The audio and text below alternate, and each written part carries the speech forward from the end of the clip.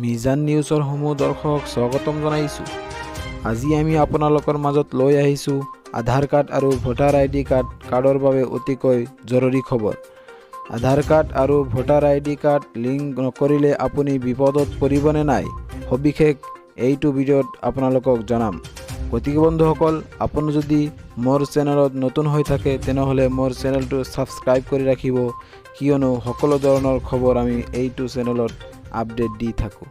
এতিয়া আহিছোঁ আধাৰ কাৰ্ড আৰু ভোটাৰ আইডি কাৰ্ড লিংক কৰাটো বাধ্যতামূলক নেকি। আধাৰ কাৰ্ড আৰু ভোটাৰ আইডি কাৰ্ড লিংক কৰাটো বাধ্যতামূলক নহয়। কিছুমান মানুহে এই কথাটো লৈ ভুৱা প্ৰচাৰ চলাই আছে। সেইবাবে নিৰ্বাচন কমিছনে স্পষ্ট কৰি কৈছে যে আধাৰ কাৰ্ড আৰু ভোটাৰ আইডি কাৰ্ড আপুনি যদি লিংক কৰিব বিচাৰে তেনেহ'লে লিংক কৰিব পাৰিব। লিংক কৰাটো আপোনালোকৰ বাবে বাধ্যতামূলক নহয়।